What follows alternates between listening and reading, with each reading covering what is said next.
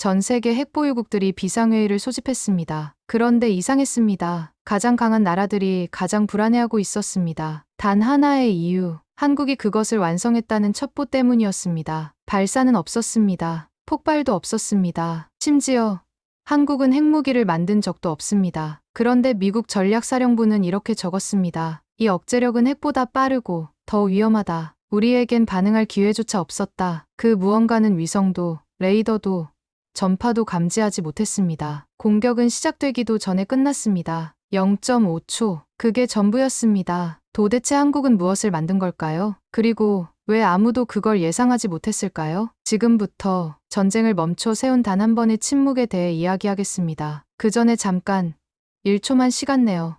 좋아요와 구독 버튼 꾹 눌러주시면 영상 제작에 큰 도움이 됩니다. 그럼 시작하겠습니다. 저는 그날의 상황을 아직도 선명하게 기억합니다. 사무실 모니터가 깜빡이던 순간 통신 시스템이 일제히 다운되었고 모든 것이 정지했습니다. 단 0.5초였습니다. 하지만 그 짧은 시간이 세계 안보의 패러다임을 완전히 바꿔놓았죠. 국방부 사이버 분석부, 우리는 그것을 무발 전쟁 중단 사태라고 명명했습니다. 핵무기가 발사되지 않았는데도, 위성 관측이 없었는데도, 나토와 미국, 일본 등 주요 군사 강국의 시스템이 일시적으로 마비되었어요. 그것도 동시에요. 보안 등급 최상위 회의실에 들어섰을 때 공기는 무겁고 팽팽했습니다. 전략사령부의 모건 장군이 내부 문서를 테이블 위에 펼치며 말했죠. 이건 핵보다 빠르고 더 위험한 억제력이다. 그의 목소리에서는 두려움이 느껴졌습니다. 미국 역사상 처음으로 우리가 통제하지 못하는 힘이 존재한다는 사실에 대한 충격이었겠죠. 분석팀의 데이터를 살펴보며 가슴이 조여들었습니다. 전 세계 군사 시스템을 단 0.5초 만에 무력화시킬 수 있는 기술.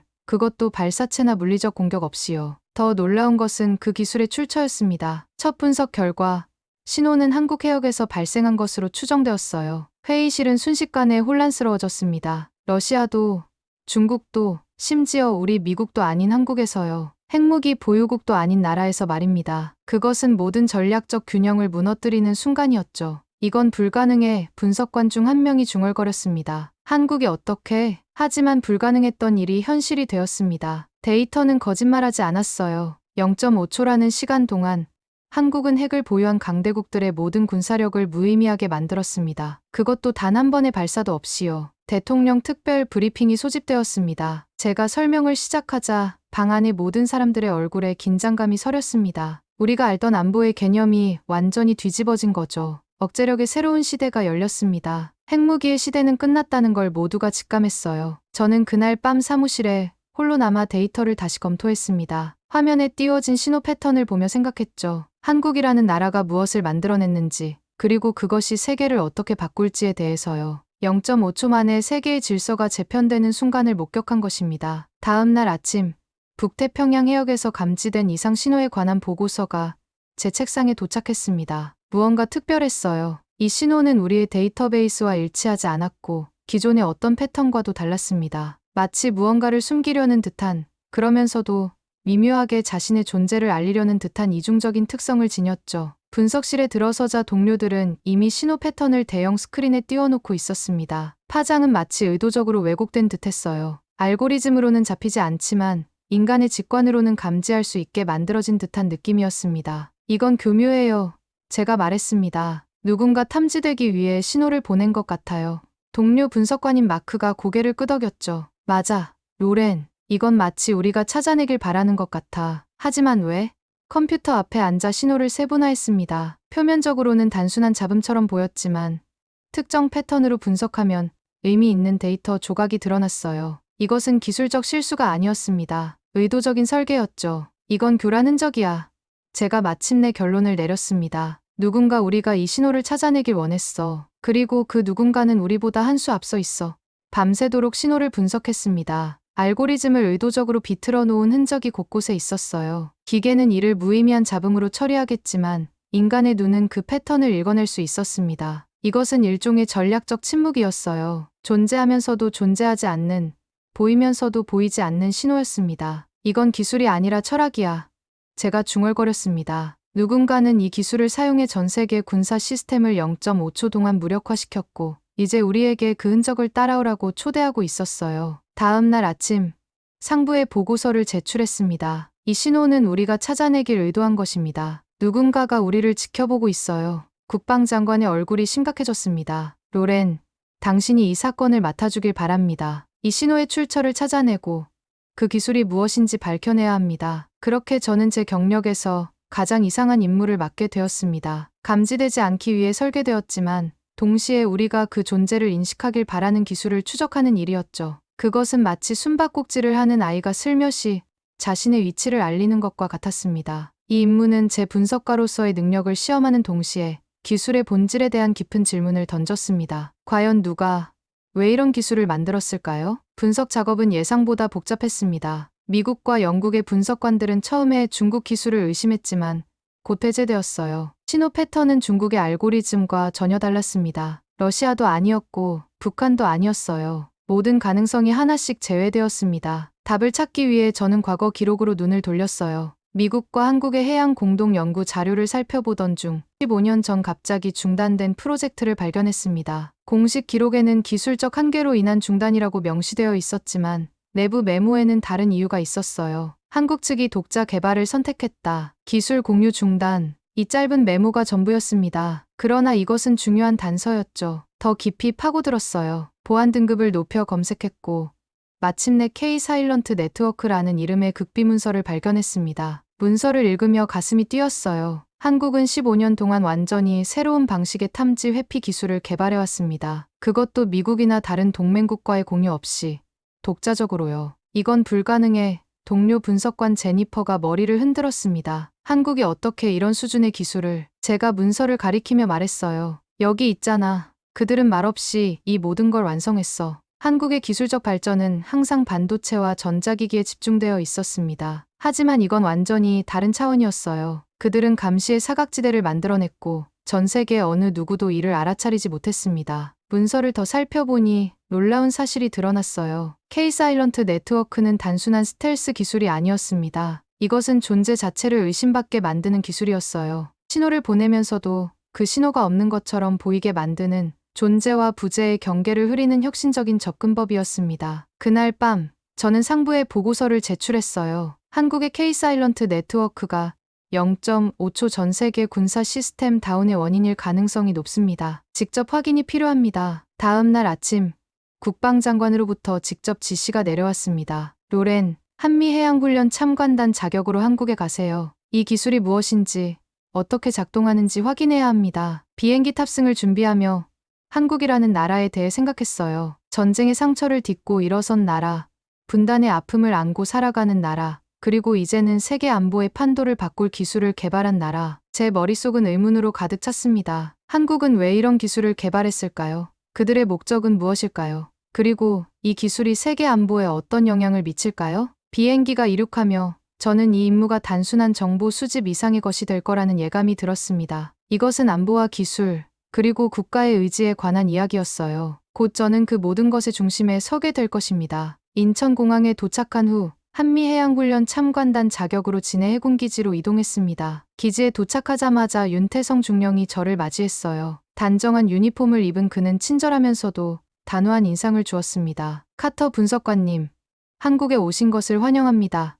윤태성 중령이 말했습니다. 도산 안창호함 견학 준비가 완료되었습니다. 진해 항구에 정박해 있는 도산 안창호함은 외형만으로는 평범한 잠수함처럼 보였습니다. 하지만 내부로 들어서는 순간 그것이 단순한 잠수함이 아니라는 사실을 직감했어요. 함내 통제실은 일반적인 잠수함과 달랐습니다. 벽면을 가득 채운 모니터들은 기존 레이더 시스템과는 완전히 다른 인터페이스를 보여주고 있었어요. K-사일런트 네트워크의 핵심이었습니다. 윤태성 중령이 설명을 시작했습니다. 이것은 단순한 스텔스 기술이 아닙니다. 우리는 존재를 지우는 기술을 개발했어요. 그의 말에 집중하며 시스템을 살펴봤습니다. 실시간으로 음파, 전파, 좌표가 변환되는 과정이 모니터에 표시되었어요. 하지만 그것은 단순히 감추는 것이 아니었습니다. 시스템은 적의 탐지 시스템에 아무것도 없다고 판단하게 만드는 방식으로 작동했어요. 이건 마치 결정을 무력화시키는 시스템이군요. 제가 감탄했습니다. 윤태성 중령이 미소 지었어요. 정확합니다. 우리는 공격을 피하는 게 아니라 공격하려는 의도 자체를 사라지게 만듭니다. 시스템 데모가 시작되었습니다. 가상의 미사일 발사 명령이 내려졌지만 K-사일런트 네트워크가 활성화되자 명령 신호 자체가 무력화되었어요. 발사 버튼이 눌렸지만 시스템은 그 명령을 인식하지 못했습니다. 이것이 0.5초의 비밀입니다. 윤태성 중령이 말했어요. 우리는 공격하지 않고도 방어할 수 있는 체계를 구축했습니다. 실제 해상 훈련 중 K-사일런트 네트워크의 작동을 지켜봤습니다. 도산 안창호함이 완전히 은폐된 상태로 작전 구역을 통과했어요. 미국의 최첨단 탐지 시스템으로도 잡히지 않았습니다. 하지만 더 놀라운 것은 함의 위치를 알려주는 신호가 정확히 0.5초 간격으로 우리 시스템에 포착된다는 점이었어요. 충분히 분석할 수 없을 만큼 짧지만 존재를 확인할 수 있을 만큼 명확한 시간이었습니다. 왜 완전히 숨기지 않고 0.5초 동안 신호를 보내는 건가요? 제가 물었습니다. 윤태성 중령은 잠시 창밖의 바다를 바라보더니 말했어요. 완전한 은폐는 불신을 낳고 불신은 공격을 유발합니다. 우리는 우리가 여기 있다라는 것을 알리면서도 그 존재가 위협이 되지 않음을 보여주고 싶었습니다. 그의 말에 깊은 통찰이 담겨 있었어요. 이것은 단순한 군사 기술이 아니었습니다. 이것은 하나의 철학이었고 한국만의 독특한 생존 전략이었습니다. 훈련이 끝나고 기지로 돌아오는 길에 윤태성 중령이 말했어요. 한국은 역사적으로 침략을 많이 받았습니다. 우리는 그 경험에서 배웠어요. 가장 강한 방패는 보이지 않는 방패입니다. 그날 저녁 숙소로 돌아와 노트북에 기록했습니다. 오늘 나는 무기가 아닌 철학을 보았다. 한국의 K-사일런트 네트워크는 기술의 승리가 아닌 역사와 기억의 산물이다. 한국에서의 세 번째 날 급작스러운 경보음에 잠에서 깼습니다. 새벽 4시 윤태성 중령의 긴급 연락을 받았어요. 카터 분석관님, 즉시 기지로 와주십시오. 상황이 발생했습니다. 기지 작전실에 도착하자 긴장감이 감돌았습니다. 대형 스크린에는 한국 동해해역의 지도가 펼쳐져 있었고 일부 구역이 붉은색으로 표시되어 있었어요. 중국의 첸 광웨이 장군이 레드 퍼그 프로젝트를 가동했습니다. 윤태성 중령이 설명했어요. 우리 시스템에 침투를 시도하고 있습니다. 모니터를 살펴보니 표시된 해역에서 1.3초의 지연 현상이 발생하고 있었습니다. K-사일런트 네트워크의 정상 작동 시간인 0.5초보다 늘어난 시간이었어요. 첸 광웨이라면 제가 중얼거렸습니다. 그는 중국 국가전자정보국의 전략총괄로 사이버 전쟁의 대가로 알려진 인물이었습니다. 그가 한국의 방어체계를 무력화하려 한다면 이는 단순한 기술 경쟁을 넘어선 전략적 위협이었어요. 작전실의 긴장감이 고조되었습니다. 기술자들이 끊임없이 데이터를 분석하고 방어 시스템을 강화하는 작업을 진행했어요. 윤태성 중령의 얼굴에는 긴장감이 서려 있었지만 동시에 확신에 찬 표정도 보였습니다. 도산 안창호함 내부 시스템에서 기록되지 않는 공간이 탐지되었습니다. 기술 담당자가 보고했어요. 체내 해킹 시도입니다. 그러나 놀랍게도 시스템은 자가 복구를 시작했습니다. 모니터에는 양자 암호화 프로토콜이 활성화되는 과정이 표시되었어요. 몇 분 후 시스템은 완전히 안정을 되찾았고 0.3초 지연은 다시 0.5초로 돌아왔습니다. 어떻게 가능한 거죠? 제가 물었습니다. 윤태성 중령이 설명했어요. 우리 시스템은 양자 암호로 완전히 보호됩니다. 체내 해킹 시도는 예상된 것이었고 우리는 준비되어 있었습니다. 그의 자신감 있는 목소리에서 느껴지는 것은 단순한 기술적 우월감이 아니었어요. 그것은 더 깊은 곳에서 오는 확신이었습니다. 가장 강한 무기는 무기를 쓰지 않겠다는 의지입니다. 윤태성 중령이 조용히 말했어요. 우리는 공격하지 않습니다. 우리는 단지 상대방이 공격할 수 없게 만들 뿐입니다. 그의 말에 깊은 울림을 느꼈습니다. 이것은 단순한 방어 체계가 아니었어요. 이것은 전쟁의 본질을 바꾸는 접근법이었습니다. 첸 광웨이의 해킹 시도는 실패로 끝났지만 이것은 시작에 불과했습니다. 그의 디지털 진공화 작전은 계속될 것이고 우리는 더 큰 도전에 직면하게 될 것이라는 사실을 모두가 알고 있었어요. 그날 저녁 윤태성 중령과 함께 한국 전통 식당에서 저녁을 먹었습니다. 맛있는 음식을 먹으며 우리는 기술이 아닌 철학에 대해 이야기했어요. 한국이 선택한 이 길, 무기를 쓰지 않고도 평화를 지키는 길에 대해서요. 전쟁을 막는 가장 확실한 방법은 전쟁이 일어나지 않게 하는 것입니다. 윤태성 중령이 말했습니다. 그것이 우리의 철학입니다. 그날 밤 숙소로 돌아와 생각했습니다. 한국의 K-사일런트 네트워크는 단순한 기술적 성취를 넘어선 것이었어요. 그것은 한 나라의 역사와 기억, 그리고 의지가 만들어낸 산물이었습니다. 다음 날 윤태성 중령은 저를 특별 시연장으로 안내했습니다. 그곳에는 한미일 군사 전문가들이 모여 있었어요. 오늘은 0.5초 억제 기술의 공식 시연 날이었습니다. 시연장은 첨단 장비들로 가득 차 있었고 중앙에는 대형 홀로그램 디스플레이가 설치되어 있었어요. 윤태성 중령이 마이크를 잡고 설명을 시작했습니다. 오늘 우리는 전쟁 없는 전쟁의 시대를 여는 기술을 보여드리겠습니다. K-사일런트 네트워크는 적의 공격 의도를 무력화시키는 시스템입니다. 시연이 시작되었습니다. 가상의 적 미사일 발사 준비 상황이 홀로그램으로 재현되었어요. 발사 버튼이 눌리기 직전 K-사일런트 네트워크가 작동했고 전파가 활성화되기도 전에 교란에 성공했습니다. 발사 명령 자체가 전송되지 않았어요. 시연장에 모인 모든 전문가들이 경외감에 사로잡혔습니다. 이것은 역사적인 순간이었어요.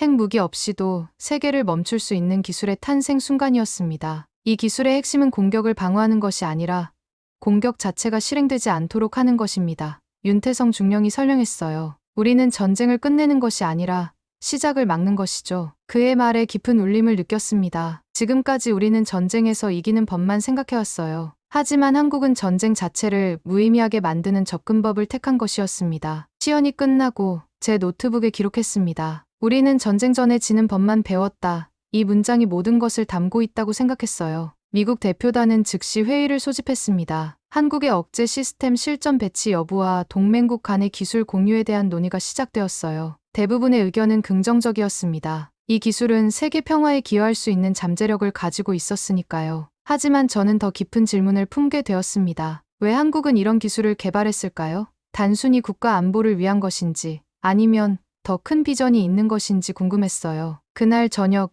윤태성 중령이 저를 찾아왔습니다. 내일 당신을 특별한 곳으로 안내하고 싶습니다. 우리 기술의 진정한 의미를 이해하시게 될 거예요. 다음 날 아침 우리는 서울로 향했습니다. 목적지는 제가 전혀 예상하지 못한 곳이었어요. 그것은 군사시설도 연구소도 아니었습니다. 여기가 어디인가요? 제가 물었습니다. 윤태성 중령이 답했어요. 기억의 전시관입니다. 우리 기술의 진정한 뿌리가 있는 곳이죠. 그곳에서 저는 한국의 K-사일런트 네트워크가 단순한 군사 기술이 아니라 그들의 역사와 기억에서 비롯된 철학적 산물임을 깨닫게 될 것입니다. 전쟁의 아픔을 겪은 나라가 전쟁을 막기 위해 선택한 길이었어요. 기억의 전시관은 서울 중심부에 위치한 현대적인 건물이었습니다. 입구에 들어서자마자 특별한 분위기가 느껴졌어요. 이곳은 단순한 박물관이 아니었습니다. 과거와 미래가 공존하는 공간이었죠. 윤태성 중령이 저를 선택하지 않은 무기구역으로 안내했습니다. 그곳에는 한국이 개발할 수 있었지만 제작하지 않기로 결정한 무기들의 설계도와 프로토타입이 전시되어 있었어요. 우리는 만들 수 있었지만 그러지 않기로 했습니다. 윤태성 중령이 설명했어요. 이것이 우리의 선택이었습니다. 전시관을 둘러보며 한국 전쟁 당시 사용된 오래된 수통이 눈에 들어왔습니다. 지평리 전투에서 사용된 것이라고 설명되어 있었어요. 왜 첨단 기술 전시관에 낡은 수통이 있는 건가요? 제가 물었습니다. 윤태성 중령의 표정이 깊어졌습니다. 이 수통은 우리 철학의 상징입니다. 지평리 전투에서 한국군과 미군은 중국군에 완전히 포위되었지만 물 한 모금을 나누며 끝까지 싸웠습니다. 그들에게 있었던 건 첨단 무기가 아니라 생존하겠다는 의지였어요. 그의 설명에 가슴이 뭉클해졌습니다. 한국의 비핵 전략은 단순한 정책적 선택이 아니었어요. 그것은 역사에서 비롯된 깊은 철학이었습니다. 전시관을 계속 돌아보며 K-사일런트 네트워크의 발전 과정을 보여주는 전시물 앞에 멈췄습니다. 15년의 연구 과정, 수천 번의 실패, 그리고 마침내 성공에 이르는 여정이 담겨 있었어요. 우리는 무기를 쥐는 대신 기억을 무기로 만들기로 했습니다. 윤태성 중령이 말했습니다. 전쟁의 아픔을 기억하는 것, 그것이 우리의 가장 강력한 방패입니다. 그의 말에서 깊은 통찰을 얻었습니다. 한국의 억제력은 기술 자체가 아니라 그 기술을 만들어낸 역사와 기억에서 비롯된 것이었어요. 그것은 단순한 방어 체계가 아니라 한민족의 집단적 의지의 표현이었습니다. 전시관의 마지막 방에는 미래관이 있었어요. 그곳에는 K-사일런트 네트워크의 다음 단계를 보여주는 비전이 전시되어 있었습니다. 개인의 자유와 안전을 보장하면서도 침략적 행위를 원천적으로 차단하는 기술적 비전이었어요. 우리의 목표는 무기가 필요 없는 세계를 만드는 것입니다. 윤태성 중령이 말했습니다. 기술로 무기를 무력화시키고 결국에는 무기 자체가 불필요해지는 세상이죠. 전시관을 나오며 저는 한국이라는 나라에 대한 새로운 시각을 얻었습니다. 그들은 기술력만으로 이 기술을 개발한 것이 아니었어요. 그들의 역사, 기억, 그리고 평화에 대한 갈망이 K-사일런트 네트워크를 탄생시켰습니다. 숙소로 돌아오는 길에 윤태성 중령이 말했어요. 로렌 분석관님, 내일 우리는 나토 세미나에 참석할 예정입니다. 당신이 보고 느낀 것을 세계와 공유할 시간입니다. 그날 밤 노트북에 기록했습니다. 한국은 무기를 선택하지 않았다. 그들은 기억을 선택했다. 그리고 그 기억은 어떤 무기보다 강력하다. 나토 세미나는 서울 중심부의 국제회의장에서 열렸습니다. 세계 각국의 안보 전문가들이 모인 자리였어요. 저는 윤태성 중령과 함께 비핵 억제 전략이라는 주제로 발표를 준비했습니다. 단상에 섰을 때 긴장감이 몰려왔습니다. 제가 전달할 정보는 세계 안보의 패러다임을 바꿀 수 있는 것이었으니까요. 깊게 숨을 들이마시고 시작했습니다. 저는 지난 며칠간 전쟁을 억제하는 새로운 방식을 목격했습니다. 그것은 무기가 아닌 무기를 무의미하게 만드는 기술입니다. 청중들의 눈빛이 집중되었어요. 저는 K-사일런트 네트워크의 원리와 그 철학적 배경을 설명했습니다. 0.5초라는 시간이 어떻게 세계 안보의 균형을 바꿀 수 있는지, 그리고 왜 이것이 새로운 형태의 평화를 가져올 수 있는지에 대해 이야기했어요. 전쟁을 억제한 것은 숫자가 아니라 기억이었습니다. 제가 결론을 내렸습니다. 한국은 전쟁의 아픔을 기억하기에 전쟁을 막는 기술을 선택했습니다. 발표가 끝난 후 많은 질문이 쏟아졌습니다. 윤태성 중령과 함께 그것들에 답하면서 세계가 서서히 변화하고 있음을 느꼈어요. 무기 경쟁이 아닌 평화 기술의 시대가 열리고 있었습니다. 세미나 이후 저는 중요한 결정을 내렸습니다. 정보요원직을 그만두고 한국에서 배운 기억과 철학을 세상에 전하기로 했어요. 이것은 단순한 경력 전환이 아니라 제 삶의 방향을 바꾸는 결정이었습니다. 워싱턴으로 돌아가기 전 마지막 날, 윤태성 중령과 함께 한강변을 걸었습니다. 석양이 물든 강물을 바라보며 그가 말했어요. 우리는 전쟁을 잊지 않는 법을 배운 나라입니다. 그래서 우리는 전쟁을 막는 법도 알게 되었죠. 그의 말에 깊은 울림을 느꼈습니다. 한국은 기술이 아닌 결심으로 세계를 멈추게 한 나라였어요. 그들의 방패는 무기가 아니라 기억이었습니다. 워싱턴으로 돌아와 최종 보고서를 제출했습니다. 한국의 K-사일런트 네트워크는 새로운 형태의 억제력을 대표합니다. 이것은 무기의 시대가 아닌 의지의 시대를 열고 있습니다. 보고서를 제출한 후 저는 예상대로 많은 질문과 회의적인 반응을 마주했습니다. 하지만 점차 세계는 변화하기 시작했어요. 주요국들이 무기 개발보다 K-사일런트 네트워크와 같은 방어 기술에 투자하기 시작했습니다. 몇 달 후 저는 대학에서 기술과 평화라는 주제로 강연을 시작했습니다. 학생들에게 한국에서 보고 배운 것을 전했어요. 무기 없이도 평화를 지킬 수 있다는 희망을, 그리고 기술이 인류를 파괴하는 것이 아니라 지킬 수 있다는 믿음을 나눴습니다. 어느 날 강연 후 한 학생이 물었어요. 그럼 이 기술의 이름은 무엇인가요? 잠시 생각한 후 답했습니다. 공식적으로는 K-사일런트 네트워크지만 저는 이것을 이름 없는 방패라고 부릅니다. 왜냐하면 이것은 존재하면서도 존재하지 않는, 보이면서도 보이지 않는 방패니까요. 그날 저녁 창가에 앉아 별을 바라보며 생각했습니다. 한국에서의 경험은 저에게 단순한 임무가 아니었어요. 그것은 세계를 바라보는 새로운 시각을 준 여정이었습니다. 0.5초. 그 짧은 시간이 세계의 안보 패러다임을 바꾸었고 저의 인생도 바꾸었습니다. 이제 저는 무기가 아닌 기억의 힘을, 공격이 아닌 방어의 철학을 세상에 전하는 일에 제 삶을 바치게 되었습니다.